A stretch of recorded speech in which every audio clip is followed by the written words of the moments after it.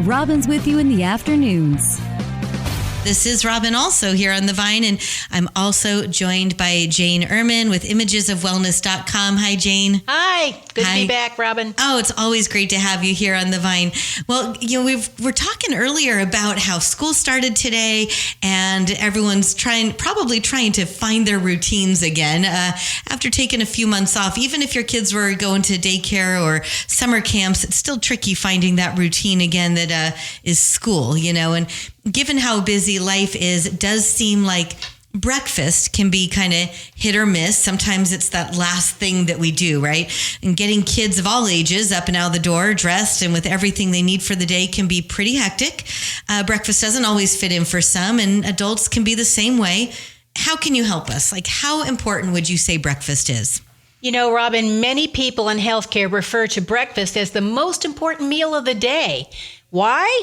Because usually you haven't eaten since dinner or maybe some evening snacks the night before. Your body needs fuel. It needs food, especially healthy food to wake you up, to help you focus and concentrate better. Food gives you energy and it raises your metabolism. So as adults, are concerned about their weight, it raises your metabolism so you burn calories at a higher rate. Well, that sounds great to me. Yeah. Too often when someone is trying to lose weight, they avoid breakfast and wait to eat later. Here's what happens in your body when you do that. Your body needs fuel, it needs food, and it doesn't get it. And so your metabolism actually drops. Your body slows down burning calories because it doesn't know when it's going to get enough fuel. So your body is trying to avoid starving. So eat breakfast. Absolutely. And you mentioned it being your fuel first thing in the morning, and we were relating it to school starting. And as a substitute teacher in the district as well, I definitely see it. Those kids who haven't eaten breakfast kind of come in a little sluggish, and you can just sort of tell. And I'm so happy they have the free breakfast program at pretty much all of our elementary schools as well at this point. What are some good foods to eat for breakfast? I'm assuming there's some that are better than others. Absolutely. Robin, first of all, you need protein at every meal. So what's protein? Foods like poultry, eggs, or dairy, milk, cheese, yogurt. Particularly unsweetened yogurt is better. Soy or nuts, nut butters, cheese. Some people like fish, some smoked salmon or sardines. Again, things like beef, pork, lamb, all those kinds of proteins are really good. And it's important to have that at every meal, but particularly breakfast, it'll help get your brain going. The other thing is we need complex carbs. Too many people think, carbohydrates are bad. But the truth is, without complex carbohydrates, your brain doesn't function well. So what are complex carbohydrates? Fruits. Apples, berries, peaches, bananas, you get the idea. Right. Better to eat the orange rather than drink the orange juice. Orange juice is like mainlining sugar. Right. It just gets to the system way too fast. It's unhelpful. Sure. Veggies are another complex carbohydrate. Broccoli, bell peppers, mushroom, spinach, and things like oats. So grains, oats, beans, brown rice, lentils, whole grain, lentils, not rentals. Did I say rentals? Okay, quinoa, peas, sweet potato, things like that, and healthy fats. There are such a thing as healthy fats. Avocado, olive oil, chia seeds, nuts are a healthy fat. Eggs, tofu. Having some healthy fat in your breakfast helps you stay satisfied longer.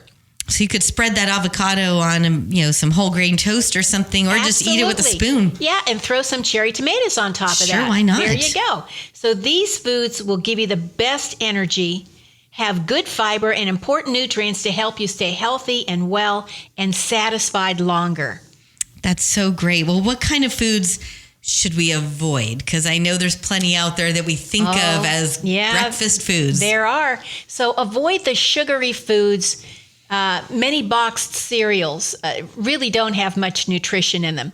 Instant cereals have a huge amount of like the instant oatmeal packets? Yeah, salt and sugar in it. Pastries, Pop-Tarts. Not that giant Pop-Tart I was talking about earlier. Man, these foods raise your blood sugar, and then within an hour or so, it drops your blood sugar so much now you're starving. You're really hungry. So the foods that are usually, these are foods that are high in sugar, fat, and salt, and they contribute to cravings. So they actually work against you instead of for you. Absolutely. Well, what are some, okay, so we know some of these healthy breakfast ideas. What are some healthy, here's the key though, easy to make breakfast ideas, especially when we have those hectic mornings? Exactly. And it doesn't matter what age your kids are. Sometimes it's just one more thing to do and we run out of time. So I'm one of those people who likes to make a large amount of something and then throw it in the freezer so it's available for later. So consider making what are called egg bites, making them ahead in a cupcake pan, mixing some beaten up egg with some veggies and cheese, bake them in the cupcake pan, and then take them out and put them in a freezer container and freeze them. You could pop them in the microwave or reheat them and eat them. So you don't even have to cook eggs on the stove in the morning. No, you can have all those ready. Some baked oatmeal and berries. And again, you can make oatmeal a day ahead and then just reheat it. Breakfast burritos that you make ahead and freeze. You can microwave them a few minutes and eat them. And so if they're in the freezer, you might even take it out the night before, stick it in the refrigerator so it thaws a little bit. That's a great idea. And again, you brought this up, avocado toast with toppings like cherry tomatoes, or maybe some slices of a hard-boiled egg or a fried egg, or sunflower seeds, those kinds of things. And again, you can scramble eggs. You can make eggs in a number of ways. Scrambled, fried, over easy, soft-boiled, hard-boiled eggs. They're great. Overnight oats that you put all together in a jar and put it in the refrigerator. And overnight it soaks all together and it's ready. Smoothies are a great one. And I love, particularly in the summer and early fall when it's still pretty warm, to make smoothies, put them in containers and freeze them. So I could take it out the night before, stick it in the refrigerator and let it thaw. And then all I have to do is just re-whip it. Right. And then it hasn't turned into juice because it has all that thicker stuff in it. Right. It may be a little separated, so you need to shake it really well or use the immersion blender with a couple of whirs. Yeah.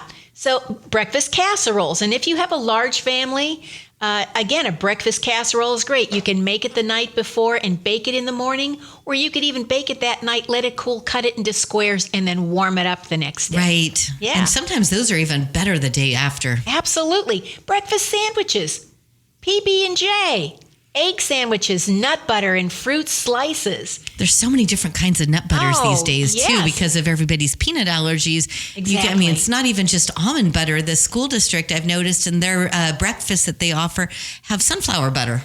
That's terrific. Things like bagels and cream cheese, and maybe some smoked salmon on top if you'd like.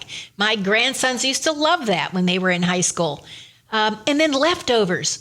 I don't know about you, but Saturday morning was always cold pizza as far as I was concerned. That was heavenly. It's the best breakfast. Yeah. And so leftovers that are in the refrigerator from dinner, why not? Who says you have to have what are called breakfast foods, whatever those are? Right. I mean, half the things we think of as breakfast foods fall in the not so great for you category. Exactly. As far as you go get any sort of a pastry, it's going to do you right for about a minute.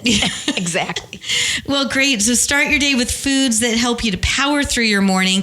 And especially with our kids, it's so important with school starting, such a change in our routine. They really definitely need that fuel. And I can't say this enough. Plan for breakfast with foods and prep time that fit into your busy schedule. Really, it's all about the preparation, it sounds like. It is. It is about planning. You're either planning to succeed or you're planning to fail. Right. So you have to plan. So make a list of the kinds of breakfasts that you're willing to make, and maybe you make some of those over the weekend. It's almost here. And make them ahead, get them in the freezer, and get going. So many of these were easy that as your kids get older, you could even go over with them how to put it in the microwave. Right, and make it themselves, Right. because eventually they'll have to do that. Right. And you don't want to be that kid who goes off to college and doesn't know how to make a PB&J. No, you don't. You're not going to get many dates if that happens.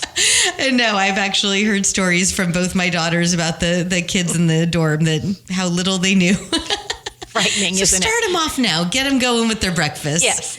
Well, thank you, Jane, for joining me. It's always a pleasure. I've been speaking with Jane Ehrman with imagesofwellness.com. You can check out her website, and it's just chock full of all sorts of wellness and health tips and all sorts of great stuff. Thanks for coming in. Thanks for having me. 99.3 The Vine is proudly owned and operated locally by Wind Down Media.